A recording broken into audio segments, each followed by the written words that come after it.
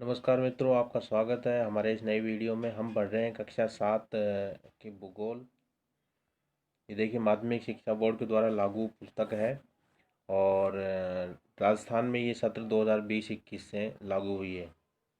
पहले एनसीईआरटी का पैटर्न नहीं था, अब इस वर्ष से एनसीईआरटी का पैटर्न लागू कर दिया गया है। मैंने आपसे पिछली वीडियो में एक प्रश्न पूछा था कि पृथ्वी की कितनी परतें हैं। परतें का मतलब है कि पृथ्वी के जो कितने भागों में बांटा गया है ना। तो इसको 3 परतों में बांटा गया है। जो ऊपरी परत है इसको बोलते हैं सीएल, ठीक है, सीएल। और जो दूसरी परत है सीएल के नीचे उसको बोलते हैं सीमई, ठीक है। और तीसरी जो बीच वाली परत है इसको बोलते हैं नीफई, नीफे, ठीक है, नीफे। सीएल, सीमई और नीफे। बहुत सी जगह आपको सीएल की जगह सियाल भी दिखेगा, नीफई की जगह नीफे भी दिखेगा, है ना। और सीमई की जगह सीमा भी दिखेगा। तो इस प्रकार से 3 परतें हैं। आइए शुरुआत करते हैं। हमारी बदलती पृथ्वी। स्थलमंडल अनेक प्लेटों में विभाजित है। ये हमेशा धीमी गति से चारों ओर तरफ घूमती रहती है। पृथ्वी के अंदर पिघले मैग्मा के कारण ऐसा होता है। प्लेट की इस गति के कारण पृथ्वी की सतह पर परिवर्तन होता है। पृथ्वी की गति को इन बलों के आधार पर विभाजित किया जाता है। देखिए, जो हमारी पृथ्वी है इसके जो स्थल भाग हैं इसके नीचे क्या है, अनेक प्रकार की प्लेटें हैं, बड़ी बड़ी, कई सैकड़ों हजारों किलोमीटर लंबी चौड़ी। और वो क्या होता है, पृथ्वी के अंदर धीरे धीरे धीरे धीरे घूमती रहती है, ठीक है। और वो जब घूमती रहती है तो क्या होता है, और वो जो उनकी गति रहती है वो बहुत ही धीमे होती है, वर्ष में कुछ मिलीमीटर, ठीक है, वर्ष में कुछ ही मिलीमीटर। और वो एक प्रकार से जैसे पानी के ऊपर तैरता है ना, जैसे लकड़ी का तख्ता जो होता है वो पानी के ऊपर तैरता है, इस प्रकार से वो पृथ्वी के अंदर वो तैर रही है। अब वो किस पे तैर रही है, वो मैग्मा के ऊपर तैर रही है। जैसे लावा जो रहता है पृथ्वी को फोड़ करके बाहर निकलता है, जो गर्म द्रव, जो मिट्टी है, पत्थर है या विभिन्न प्रकार की धातुएं भी पिघली हुई अवस्था में बाहर निकलती है। इतना गर्म तापमान रहता है उसके अंदर। हमने पिछले वीडियो में पढ़ा था ना कि जैसे पृथ्वी की जो 3 परतें जो बीच वाली है ना, निफे, निकल और फेरस, है ना, तो वो बहुत द्रव अवस्था में है पृथ्वी के अंदर। तो ये जो द्रव अवस्था है इसी के ऊपर ये प्लेटें तैरती रहती हैं। देखिए, इन्हीं प्लेटों के आधार पर पृथ्वी के जो गतियां हैं बल के आधार पर वो दो प्रकार की बताई गई है। एक तो अंतर्जनित बल है और एक बहिर्जनित। अंतर्जनित जो आंतरिक रूप से लगता है ना, जैसे भूकंप, ज्वालामुखी, भूस्खलन और पर्वत निर्माणकारी बल। जैसे भूकंप वगैरह आते हैं, जब वो प्लेटें पृथ्वी के अंदर, जैसे तो ये प्लेट तैर रही है और एक ये प्लेट तैर रही है, जब ये तैरते हुए इधर आती है, ये तैरते हुए इधर आती है, तो आपस में टकराती है। तो टकराने से क्या होता है, भूकंप उत्पन्न होता है, पृथ्वी हिलने लगती है उस जगह। और ज्वालामुखी जो पृथ्वी के अंदर जो गर्म पदार्थ है, लावा है, वो पृथ्वी की परत को फोड़ करके बाहर निकलता है, वो ज्वालामुखी बोलते हैं। कई बार ज्वालामुखी वजह से भी आसपास के क्षेत्र में भूकंप आ जाते हैं। भूस्खलन, यानी जो आपने देखा होगा पहाड़ वगैरह जो सरक जाते हैं, ढहने लगते हैं, वो इसी कारण होता है। क्यों, पृथ्वी में वो आंतरिक रूप से जो बल लगता है, तो उससे क्या होता है कि जो पहाड़ वगैरह है वो थोड़े खिसकने से नीचे लुढ़कने लगते हैं। और पर्वत निर्माणकारी बल, पर्वत निर्माणकारी बल का मतलब है कि जब वे प्लेटें आपस में जब घूमती रहती हैं और जब घूमते घूमते आपस में जब टकराती है, तो क्या होता है, टकराने से जैसे वो टकराती है तो वो एक दूसरे की तरफ बल लगाती है, ये इस तरफ लगाएगी, ये इस तरफ बल लगाएगी, ठीक है। इस प्रकार से इन दोनों का बल एक दूसरे के सामने लगेगा। तो क्या होगा, ये ऊपर की तरफ मुड़ने लगी प्लेट और ये भी इस तरफ मुड़ने लगेगी, ठीक है। इस प्रकार से ये मुड़ने लगती है और ऊपर पृथ्वी के ऊपर निकलने लगती है। देखिए, ये गति बहुत ही धीरे होती है, जो बल लगता है बहुत धीरे धीरे लगता है, लेकिन बहुत ही ज़्यादा शक्तिशाली बल होता है। तो उससे ये जो पत्थर के रूप में ऊपर निकलती हैं और पहाड़ का निर्माण करती हैं। जैसे हिमालय जो पर्वत है वो इसी ही बल के कारण बना है, हिमालय पर्वत इसी बल के कारण बना है। दूसरा है बहिर्जनित बल, यानी बाहर से जो बल लगता है। अपरदन और निक्षेपण, यानी जो मिट्टी का कटाव वगैरह है वो अपरदन, और निक्षेपण यानी वो एक नई जगह कोई स्थल रूप बन जाए, जैसे मिट्टी वगैरह आकर इकट्ठी हो जाए। नदी, बहता जल, देखिए नदी वगैरह भी पृथ्वी के रूप को प्रभावित करते हैं। पवन है, हवा है ना, समुद्री तरंगे हैं, और हिमनद है। इनके बारे में अभी हम इस चैप्टर में इन्हीं के बारे में ज़्यादा विस्तार पूर्वक पढ़ेंगे। आगे देखिए, देखिए इन्हीं के कारण क्या होता है कि स्थल रूपों का निर्माण होता है। स्थल मंडलीय प्लेटों के गति करने पर पृथ्वी की सतह पर कंपन होता है, और इस कंपन को भूकंप कहते हैं। यानी जब वो प्लेटें आपस में टकराती हैं तो कंपन उत्पन्न होता है, जिसको भूकंप कहते हैं। भूपर्पटी के नीचे वह स्थान जहां कंपन आरंभ होता है ना, ध्यान दीजिए, भूपर्पटी के नीचे वह स्थान जहां कंपन आरंभ होता है उद्गम केंद्र कहलाता है। उद्गम केंद्र के भू सतह पर निकटतम स्थान को अधिक केंद्र कहते हैं। देखिए उद्गम केंद्र क्या होता है, जो पृथ्वी होती है, ठीक है, वो पृथ्वी के कितनी गहराई में जहां वो प्लेटें टकराती हैं, है ना, वहां भूकंप प्रारंभ होता है। ठीक है, तो उसको बोलते हैं उद्गम केंद्र, भूकंप का उद्गम केंद्र। और जब वो टकराने से जब कंपन उत्पन्न होता है, वो जो लहरें होती हैं भूकंप की, कंपन की, तो वो पृथ्वी के ऊपरी हिस्से पर, अर्थात यहाँ तक धरातल है, ठीक है, यहाँ धरातल पे आए, तो ये तो क्या हो गया, उद्गम स्थल हो गया, और पृथ्वी की इस धरातल पे आई, तो ऐसा है नहीं कि सिर्फ इसी जगह होगा, ये क्या होगा, दूर तक जाता रहता है ना, कुछ दूर तक। इस स्थान पर जहाँ पृथ्वी का ये इसके सिद्ध में स्थान है, इसको बोलते हैं अधिकेंद्र। यहाँ भूकंप से ज़्यादा प्रभावित स्थान होता है, और इसके जितनी दूर जाएंगे वहाँ भूकंप का प्रभाव बहुत ही कम होता है।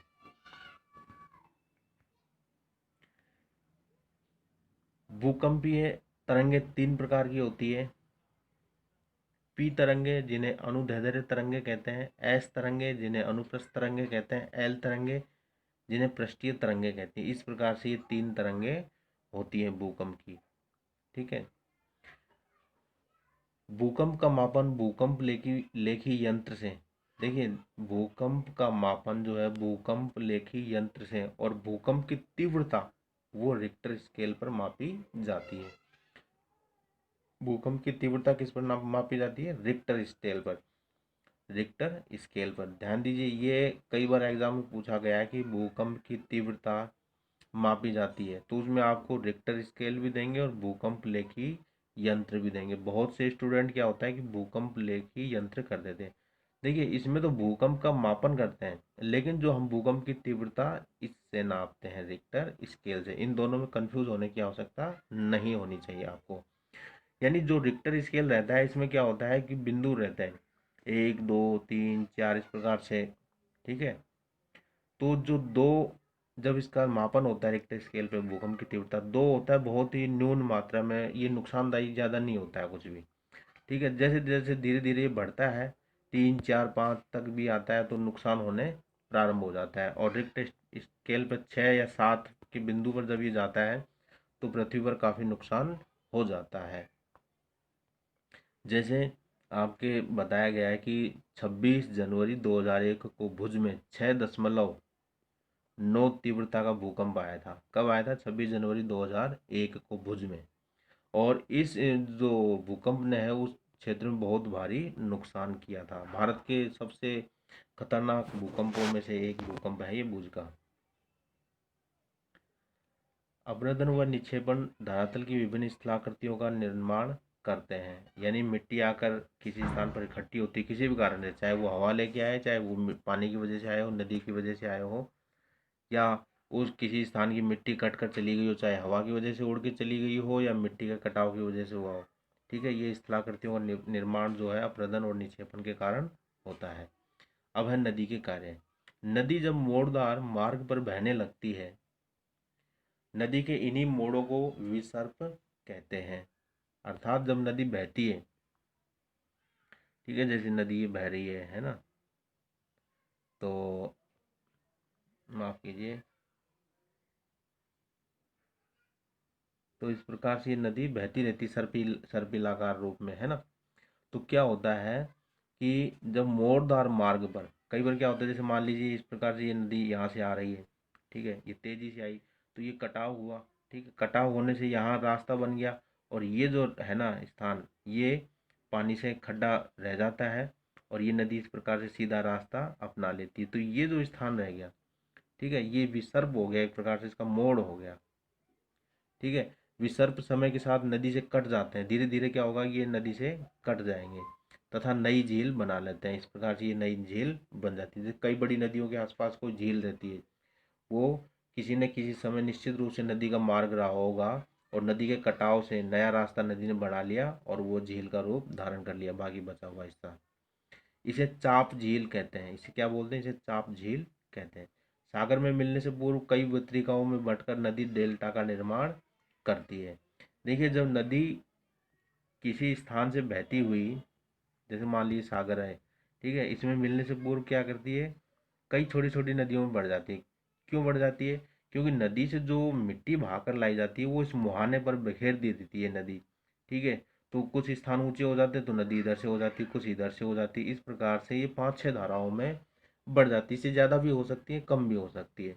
तो ये पंजे नुमा आकृति धारण कर लेती है, इसको बोलते हैं नदी का डेल्टा।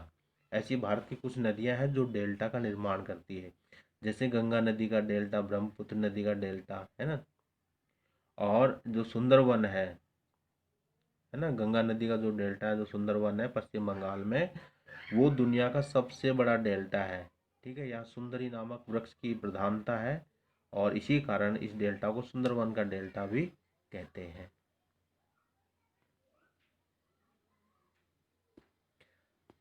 अब है विश्व का सबसे ऊंचा जलप्रपात, दक्षिण अमेरिका में वेनेजुएला का एंजल जलप्रपात है। देखिए, एक बार सेकंड ग्रेड सामाजिक में एक क्वेश्चन पूछा गया है, विश्व का सबसे ऊंचा जलप्रपात कौन सा है। उसमें देखिए आपको ऑप्शन देंगे एंजल, ठीक है, नियाग्रा, विक्टोरिया, या कोई और नाम भी दे सकते हैं। क्योंकि ये जो नाम है ना, ये बहुत ही फेमस नाम है ये सारे। तो इससे क्या होता है कि स्टूडेंट इन सब नामों से कंफ्यूज हो जाता है कि यार कौन सा हो सकता है। नियाग्रा फॉल का नाम हमने बहुत सुना है ना। तो कई बार स्टूडेंट क्या करते हैं, नियाग्रा फॉल भी कर देते हैं बहुत से। तो ये गलत तरीका है। तो आप कंफर्म कर लेना कि दुनिया का, आपको कंफर्म याद होना चाहिए, दुनिया का सबसे ऊंचा जलप्रपात, ठीक है, ऊंचा जलप्रपात कहाँ है, दक्षिण अमेरिका में, वेनेजुएला एक देश है, वेनेजुएला का एंजल जलप्रपात, ठीक। दक्षिण अमेरिका में वेनेजुएला में एंजल जो है दुनिया का सबसे ऊंचा जलप्रपात है, ठीक है। और अमेरिका और कनाडा जो देश है, इनकी सीमा पर नियाग्रा जलप्रपात है। अमेरिका और कनाडा की सीमा पर कौन सा है, नियाग्रा। और जाम्बिया व जिम्बाब्वे की सीमा पर है विक्टोरिया। जाम्बिया और जिम्बाब्वे, ये दो देश हैं, इनकी सीमा पर है विक्टोरिया जलप्रपात, ठीक है। तो याद रखना, ये अफ्रीका में है विक्टोरिया, और ये अमेरिका में है, उत्तरी अमेरिका महाद्वीप में, ये अफ्रीका महाद्वीप में, और ये दक्षिण अमेरिका महाद्वीप में। अब है समुद्री तरंग के कार्य। देखिए, समुद्री तरंग या जो समुद्री लहरें हैं वो क्या कार्य करती हैं। समुद्री तरंगें सैलों से यानी पत्थरों से टकराकर समुद्री गुफा का निर्माण करती है। इन गुफाओं के बड़े होते जाने पर इनमें केवल छत बचती है, ठीक है, जिसे तटीय मेहराब कहते हैं। यानी जब लहरें क्या करती है, जब किनारे पर टकराती हैं, ठीक है, जब लहरें बार बार किसी चीज़ से टकराएंगी तो उस स्थान पर वहाँ घिसाव पैदा होगा, ठीक है। जैसे कोई पहाड़ वगैरह है, उससे टकरा रही है किनारे, तो क्या होती है, जिस स्थान से टकराती है वहाँ वो अंदर रास्ता बनाने लगती हैं, जिसे बोलते हैं समुद्री गुफा, ठीक है। और निकट भविष्य में क्या होता है कि इस प्रकार से ये जब गुफाएं काफ़ी गहरी हो जाती हैं, ठीक है, तो क्या होता है, केवल की छतें बचती हैं केवल, और काफ़ी गहरी वो गुफा हो जाती है, इसको बोलते हैं तटीय मेहराब। और जब छत भी टूट जाती है, क्योंकि जब छत पतली होती जाएगी, क्योंकि वो अंदर काफ़ी गहरी गुफा होती जाएगी पानी के दबाव से, तो इसको बोलते हैं स्टक, यानी छत भी टूट गई, ठीक है, यानी केवल दीवारें दीवारें बच गई, उसको बोलते हैं स्टक, ठीक। समुद्री तरंगें किनारों पर अवसाद जमा कर पुलिन का निर्माण करती है, और जो समुद्री जो लहरें होती है वो क्या करती है, अपने साथ कुछ मिट्टी बजरी वगैरह ऐसे पदार्थ ला करके क्या करती है, किनारे पर इकट्ठा करती जाती है। ठीक है, और जो ये अवसाद जब जमा होता है इसको बोलते हैं पुलिन। इस अवसाद को क्या बोलते हैं, पुलिन बोलते हैं। अब है हिमनद के कार्य। हिम यानी बर्फ, ठीक, हिम यानी बर्फ, ठीक, और नद यानी नदी, यानी बर्फ की नदी। देखिए पहाड़ों के ऊपर जब बर्फ जमा होती है, ठीक है, और वो धीरे धीरे पिघलना प्रारंभ होती है कुछ गर्मी से, तो वो एक नदी का रूप धारण कर लेती है, उसको बोलते हैं हिमनद, यानी बर्फीली ठंडी नदी। ये गोलाश में मिट्टी और पत्थरों को अपराधित करती है, यानी बहा कर लेकर जाती है।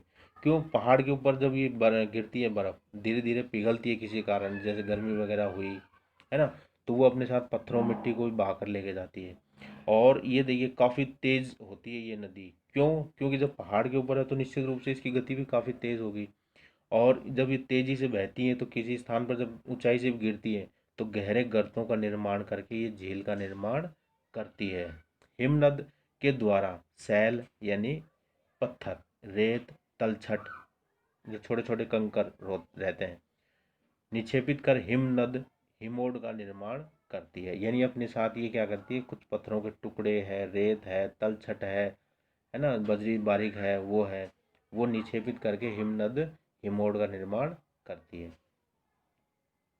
अब है पवन के कार्य। देखिए पवन यानी हवा क्या क्या काम करती है, छत्रक शैल का निर्माण करती है।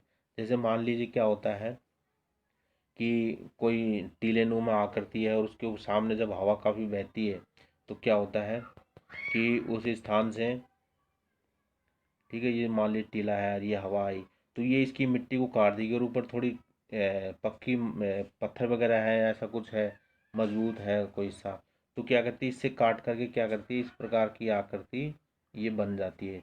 इसको बोलते हैं छत्रक, यानी बीच का हिस्सा काफ़ी पतला हो जाता है और ऊपर चौड़ा हिस्सा रहता है, इसको बोलते हैं छत्रक। तो इस प्रकार से जो पवन है वो छत्रक का निर्माण करती है। और बालू टिब्बा का निर्माण भी करती है। बालू टिब्बे क्या होते हैं कि यानी रेत को एक स्थान से उठाकर हवा दूसरे स्थान पर इकट्ठा कर देती है, उसको बोलते हैं बालू टिब्बा। ये सामान्यतः रेगिस्तानी इलाके में बहुत ही ज़्यादा होते हैं।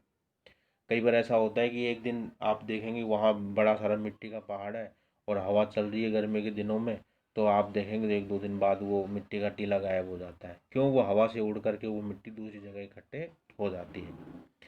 जब बालू कण विस्तृत क्षेत्र में निक्षेपित हो जाते हैं तो इसे लोएस कहते हैं। जब बालू कण विस्तृत क्षेत्र में निक्षेपित हो जाएंगे तो उसको बोलेंगे लोएस, यानी एक बहुत बड़े दूर तक के हिस्से में क्या होगा, वो फैला दिए जाते हैं, उसको बोलते हैं लोएस। ठीक है, और आज आपका क्वेश्चन है इस वीडियो में से, और क्वेश्चन ये है कि भूकंपीय तरंगे, क्या भूकंपीय तरंगें कितने प्रकार की होती हैं, आपको कमेंट्स बॉक्स में लिख करके बताना है।